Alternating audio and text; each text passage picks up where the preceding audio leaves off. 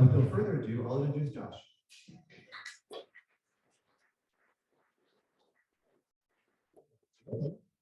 Awesome. Thank you, Marlene, folks, for having me. Sean, Sean's putting this here. Erica, Jess for sponsoring me. Appreciate that. How's everybody feeling this morning? We doing okay? Awesome. I know there was a dearth of coffee up front today, so I know that was a wrench in the plans, but hopefully everyone got their energy shots today somehow.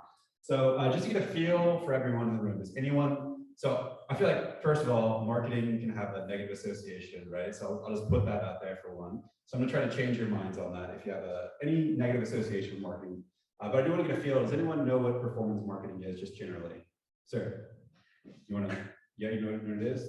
Performance marketing? Yeah. You pay for performance. Pay for performance. Okay. All right. So next slide.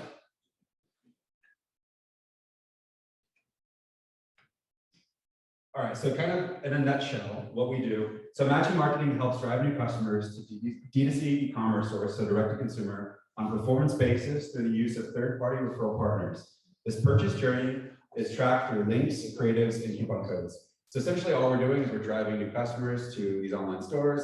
They could be any stores. It's on a performance basis, and it's a tracking technology that helps us be able to tell where this customer first started and then where they landed. All right. All right, so to put it in, so if you're not 100% familiar with the digital marketing ecosystem, and you might know physics, so it's kind of, we operate in the spaces in between, right? So if you're digital marketing, ecosystem, typically you'll have things like email, social, organic SEO, even display, which I didn't put up here, or direct, right? So these are all people that are arriving at your website, right? These different methods, these are all sort of methodologies.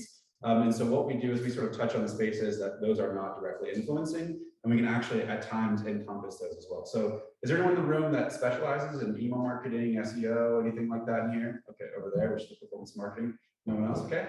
All right.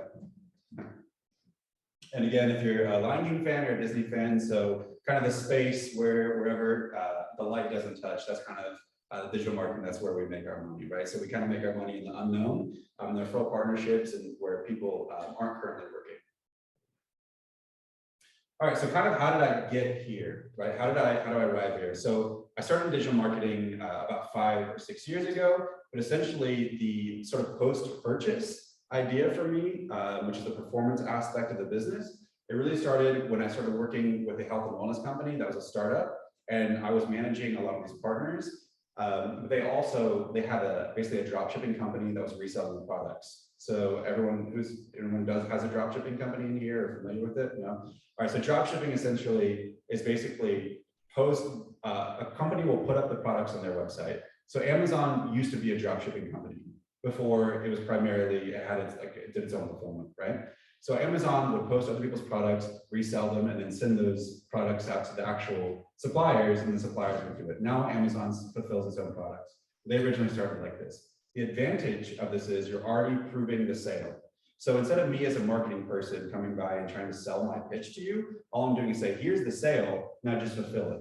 So I understood that if I could use a tracking technology, I'd be able to do that same thing, but I wouldn't have to actually handle any of the products. All right, so again, just kind of give you a visual model of what this looks like. All right, so there's the 3 parties. You have the customer, the merchant, which is the person selling the store, and the third party is to be a publisher. And I wanted to be pretty transparent just to give you an idea of so we started in the past year or so what does this look like in terms of actual numbers? So far this year for the clients we've had, we've driven about $86,000 in sales. So we're sort of in a growth phase, but there's proof of sale, so it's working. So how this works though is that those referral partners are actually getting paid out too as well. So in exchange for their advertising, that's what they're getting paid out. This is what the brands get, that's what the brands receive in terms of revenue. The clicks, right? So that's how many people have clicked on our ads or clicked on our links or anything like that, all the advertising. And then the orders here. So we've had about 2,300 orders so far this year. The publishers, which if you remember from that last model, was the person that was a referral partner. And then the cost per acquisition, which is how much each of these brands paid out per customer. So to the next slide, actually.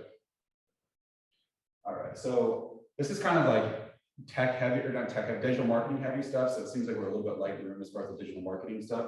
All this means really is that all of our partnerships, if you've heard of the digital marketing funnel, so whether it's you're someone who's just first being introduced to a brand, so a brand new brand emerges, you don't know about them, you still got to learn about your product, still got to do your research versus a household name. So we are sort of at every part of that funnel, all of our partnerships.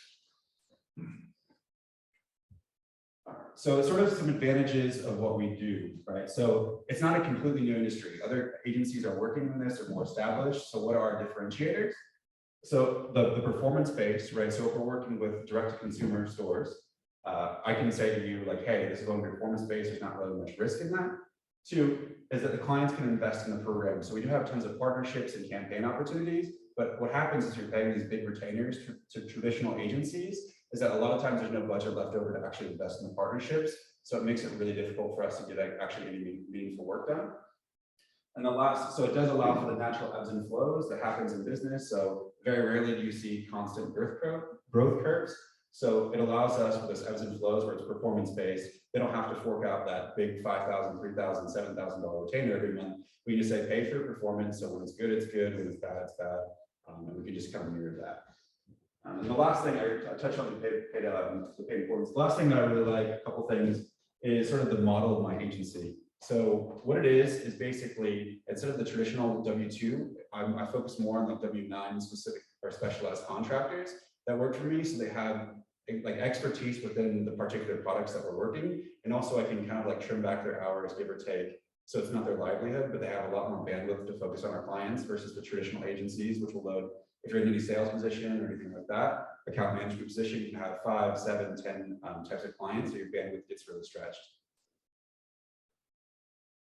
All right, and so this came out of my previous experience. I was technically working at the #1 agency for what we do. So I took what was wrong with that, and then I tried to incorporate it into my business.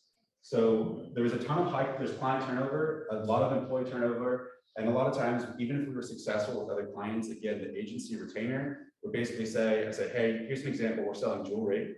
I say, we've done really good things with this jewelry brand. And they would say, well, I sell jewelry, we can do that too. But I say, well, it costs a little bit of money to do this and to turn on these partnerships. And again, because of the retainer, they wouldn't be able to actually activate this partnership. So we just kind of got in a situation where we're looking at each other and we're saying, well, this is, there's a case study here, but we're not actually able to move. So I want to make sure that these programs were not static and these relationships weren't static, that we were almost working. Let's get this one.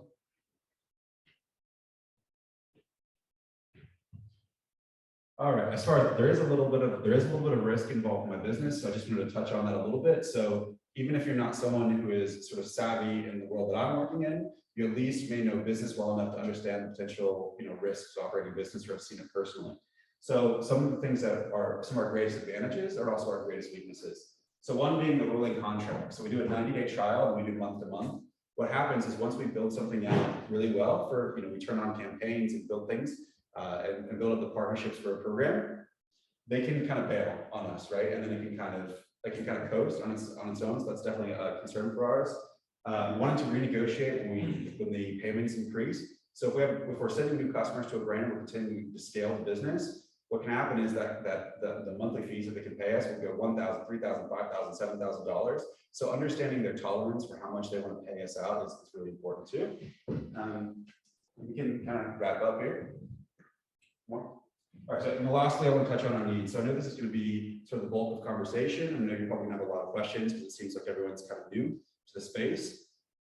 So just a few things. So I don't have a CPA. I don't have an accountant. I'm doing self-reporting. So it definitely help if you guys have any good accountants, local accountants that you work with. So that's something that's a need.